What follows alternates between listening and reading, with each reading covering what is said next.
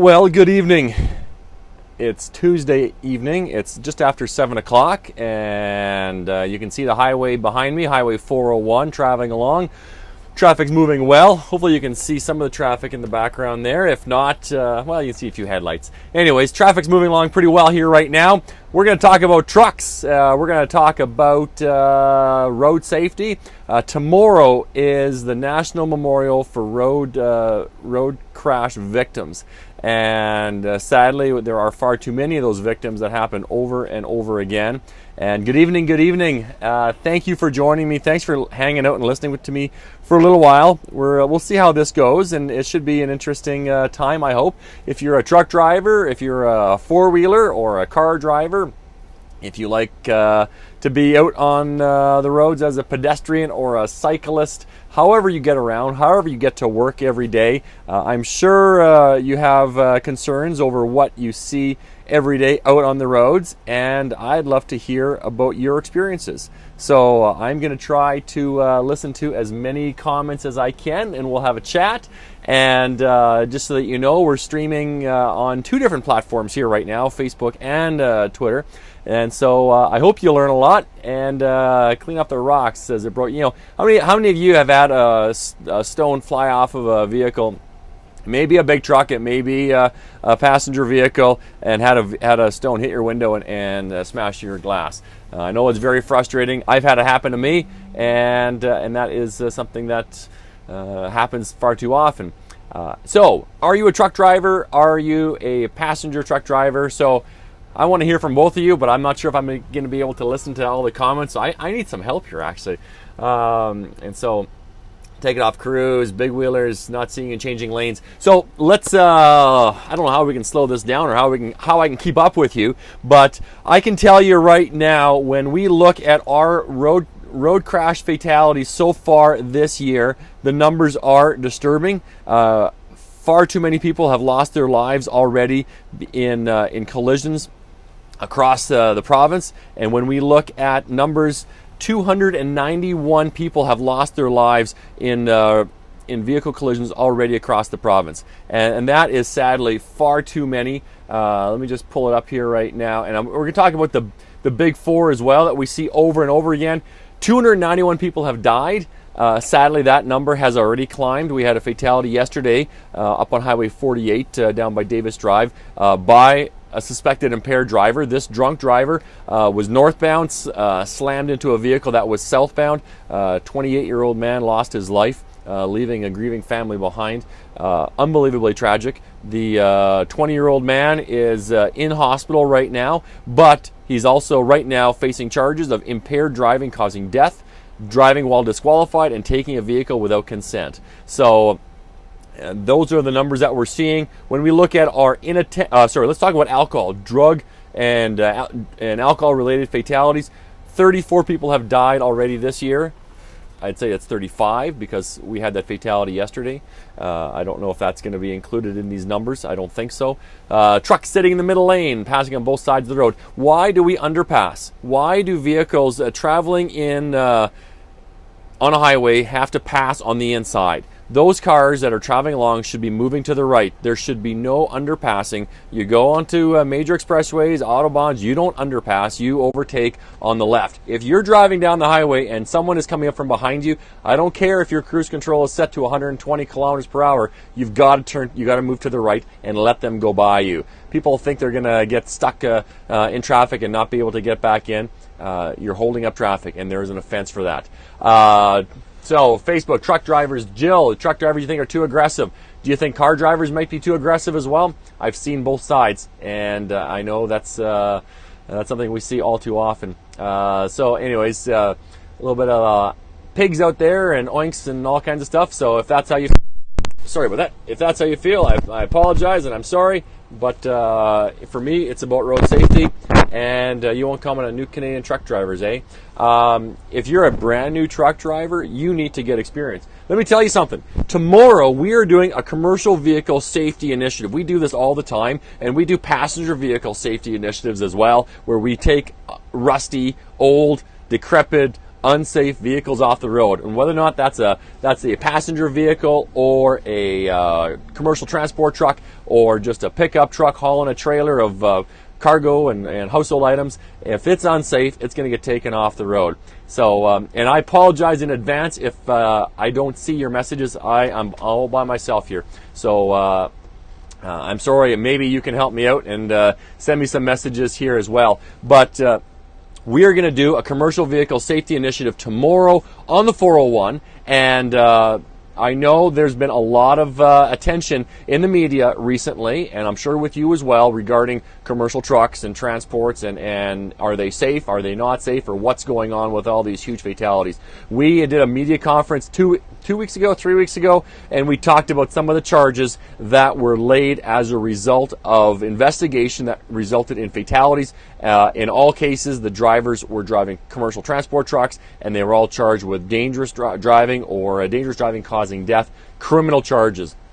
A couple days later, we had another horrific crash on Highway 400. Absolutely devastating. It was massive. There was multiple fatalities on that, and there was multiple trucks involved in that.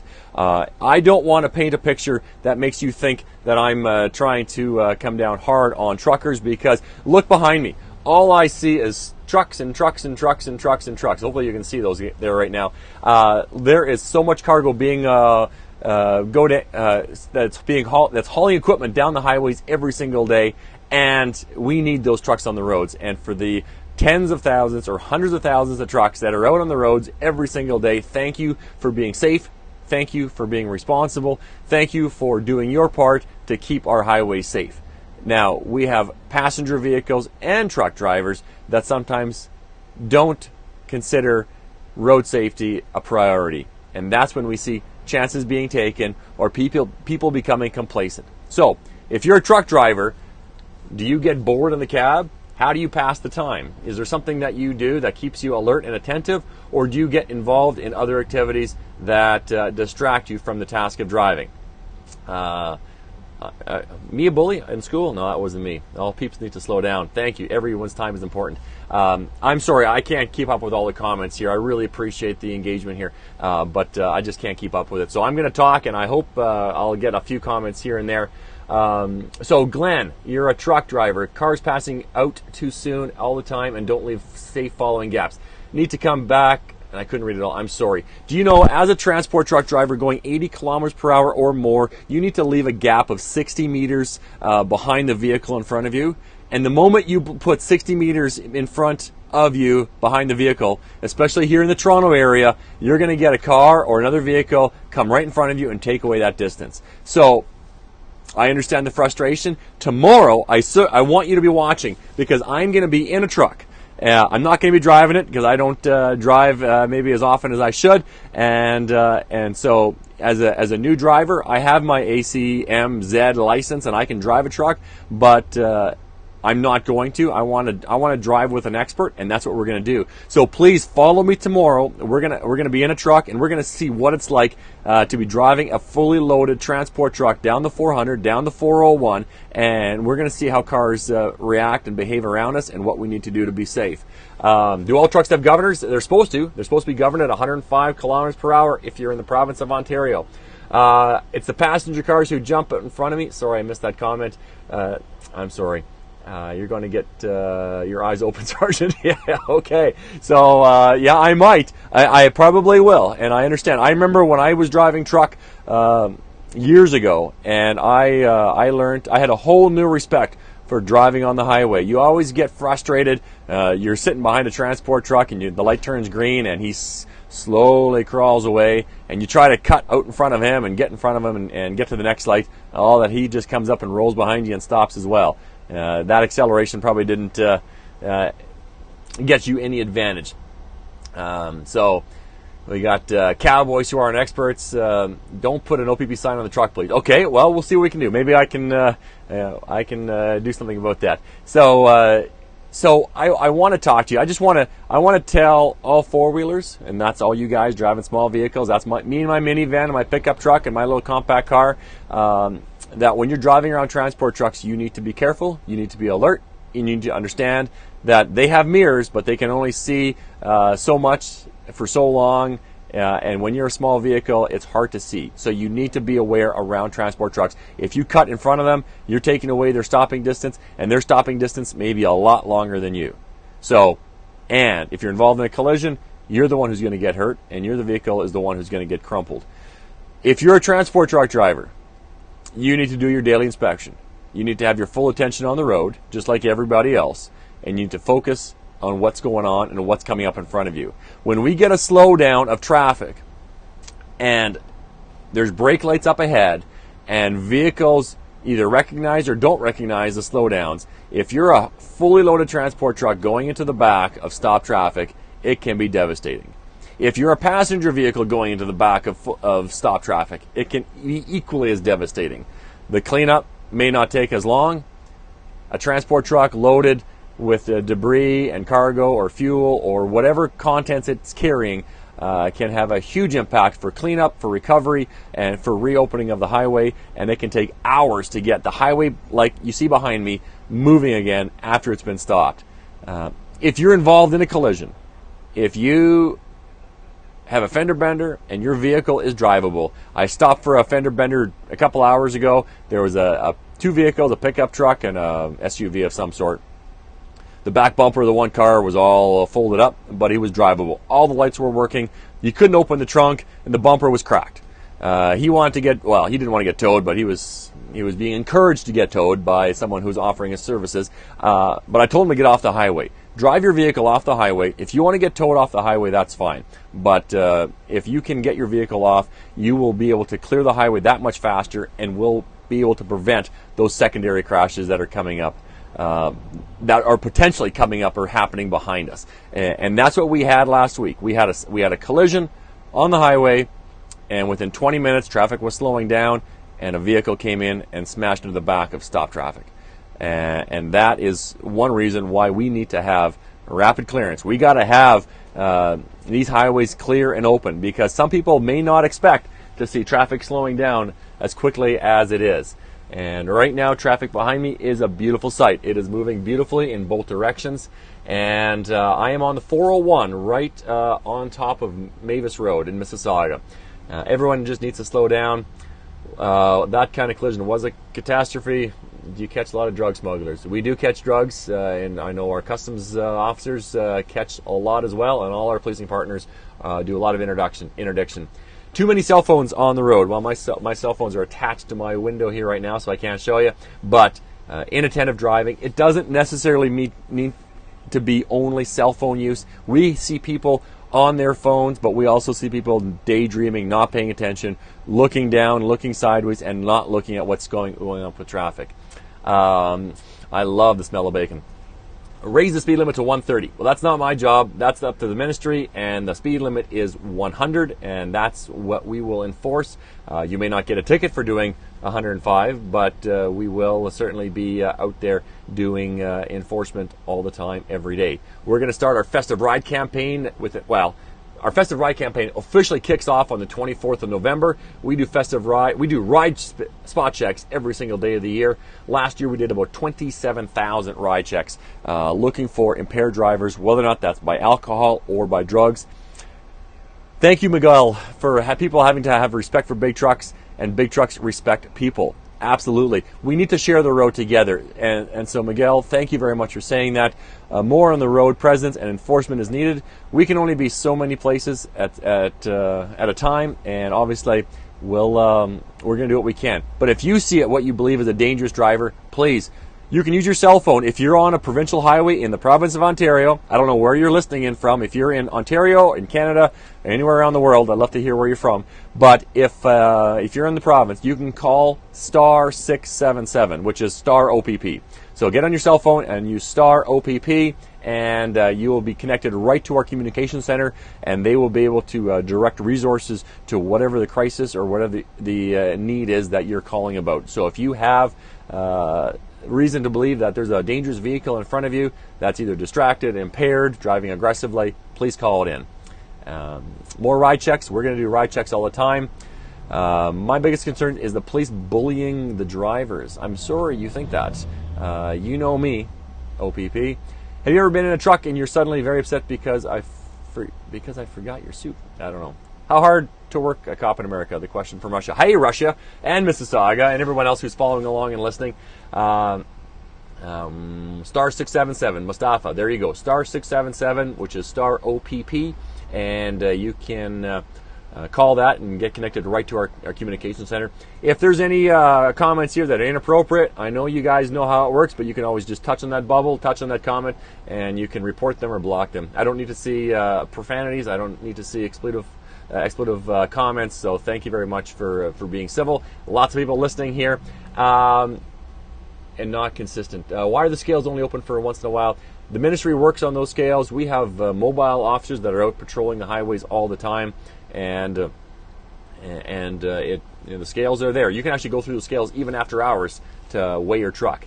So, do you support marijuana legalization, Sergeant? Well, nothing has become legalized, but that is not my role in terms of legalization. That's what the government is doing, and we will wait to see what the rules are and how that changes and what kind of tools we're going to have to enforce. What my concern is impaired driving and whether or not you're impaired because of alcohol or because of drugs. Some people think that being impaired by a drug, being impaired by cannabis, actually improves your ability to drive a vehicle. Do you guys think that's true? Yes or no? I want to see yeses or nos. Those are the only comments right now. Do you think right now being impaired by cannabis or marijuana makes you a better driver? Does it make you a better driver? Yes or no? Does cannabis or marijuana make you a better driver? That's the only comment I want to hear. Yes or no? Does cannabis or marijuana make you a better driver? Well, if you're reading the comments as I am, Cora, Cindy, thank you. I'm seeing overwhelmingly no. Thank you. So, no drugs make you a better driver. Thank you. Look at that. Of course not. So why do some people think that having a blunt, having a joint, having a smoke is going to improve your reaction time, is going to improve your ability to drive a vehicle? It's not. It's going to delay your responses. It's going to delay your ability to make sound decisions. And if you have too much of it, you're going to be obviously putting yourself, everybody else in your vehicle at risk, and it's going to be a bad day for you. If you're involved in a collision, someone could get hurt, someone could die, and you could be charged as well. So it's all about them. State of relaxing and situational awareness. So thank you. That was actually good. Actually worked out well. Thank you for your participation in that. So now, do you think, what kind of question can I ask you here? We're going to be doing ride checks over the next couple of weeks, getting ready for the festive season, getting ready for New Year's Eve, and we're going to be out there doing ride spot checks. Do you want to see more ride spots? Do you think doing festive ride and ride checks has the potential to reduce the amount of impaired drivers out on the roads? Are doing ride checks a good thing? Ride checks, yes. Hey, so it does work, 100%. Thank you very much. You drove high on weed. I missed that comment. It went too fast. I'm sorry. I want to see it. But yeses. There's lots of yeses coming through there. Truckers should not be in the passing lane. Yeses. Oh, someone says no here. You don't want to see two more rides. So if someone is involved in a collision and they did not, they evaded or they ran around a ride spot check and they got involved in a collision and you got hurt, would you wish that we had stopped them? I would hazard to say the answer would be yes. Ride checks would be first in the morning. That fatality that we had yesterday happened just before 6 a.m. We had another crash on Sunday night. A vehicle was driving on the QEW, smashed into the back of a stopped tow truck. That tow truck was obviously damaged. No one was seriously injured. Witnesses followed that vehicle. It continued down the QEW. OPP officers were able to find that vehicle by Guelph Line. The officers tried to stop it. The vehicle did not stop. It rammed into one of the side of our police cars. We eventually got enough vehicles or police cars to do a rolling block of that car, got the person stopped. That person arrested for impaired driving, blew nearly 4 times the legal limit. That was at 9 o'clock at night. He's driving, unbelievable. He's going very slowly, incredibly dangerous. Let's say he made what he would think was a good decision and he slept the night. He stayed over someplace and he slept till the morning. At 6 a.m. and he's going to work, guess what? He is still going to be impaired. So it can take 12 hours or more to have your body eliminate the alcohol from your system. Glad you got him. Thank you very much. So we are going to be doing a commercial vehicle safety initiative tomorrow. I'm going to be driving, or we're going to be riding in a big truck, and we're going to find out what it's like to be driving in a big truck on major highways, through major congestion, through major rush hour, and we're going to go through inspection. And I hope the truck's going to pass. So I want you to follow me. I want you to follow along. I want you to share this with your friends and family and fellow truck drivers and fellow motorists, whoever it is, to help us get this message out, because we all have a huge part in road safety. I don't need to say that. I think you all know that. And the fact that you're actually here listening to me right now is proof of that as well, that we all want to do our part, I think, for road safety. And so you can help keep me safe and all my other partners that I work with safe on the roads, including our tow operators, by slowing down and moving over. Slow down, keep them safe. And if you see those flashing lights, be aware there's something going on up ahead. So, get down. How many cruisers do we have every year? Boy, oh boy, hundreds of vehicles and damage. We get. I don't know how many, but we get a lot. And sadly, do you know what? Go on my Twitter account. No, well, don't do it yet. But in 10 minutes or 15 minutes, go on my Twitter account. I'm going to show you one of our cruisers that got hit from behind on Sunday night. Maybe it was Monday night. Maybe it was last night. I'm getting my weekend mixed up. But check it out. A vehicle was unoccupied. They were doing a traffic stop, and a vehicle smashed right into the back of a police vehicle. You'll see that on my Twitter account here under OPP_HSD, which you're probably following me right now. And be careful. Had there been an officer inside that vehicle, they may have been hurt. Certainly soft tissue injuries and whiplash potentially. Had there been a pedestrian standing around there, they could have easily been killed. So please slow down, move over, and thank you very much. I'm not sure what comments have been coming through here. I hope you're enjoying this. Do you enjoy these kinds of conversations? I'm sorry if I haven't gotten back to you, but do you want me to do more of these kinds of chats? You can say yes or no. Those will be the two appropriate responses, and we'll keep doing these. Thanks, Cindy. Thanks, Frank. Cora, awesome. Thank you very much. We'll keep doing this. Please share this with your friends. Please share this with anyone that will listen. It comes down to road safety for everybody. That's what I do. 291 people have died. 291 gravestones. 291 families are missing someone at their Thanksgiving table next weekend. 291 people are not kissing their loved ones goodnight tonight because of a road collision that we've investigated. And of those, drug or alcohol related fatalities, inattentive related fatalities, speeding related fatalities, and people not wearing their seatbelts are the big four causes of crashes out on our highways, and that's what we need help to do. We need help to reduce these numbers. We have already had 55,000 odd collisions across the OPP's patrol highways. We typically get between 60 and 70,000 crashes every single year. We have not seen too much of winter so far this season, although up north I know that we have, but down in the GTA it's still pretty dry. Roads are good right now, but that can change in a heartbeat. So please think about that when you're out on the roads, giving yourself that time. Thank you very much. Good job. So most times cars are at fault. Well, I want to talk to you a little bit about that very quickly before I sign off. Right now, we did a comparison to see how many collisions involving big trucks had occurred.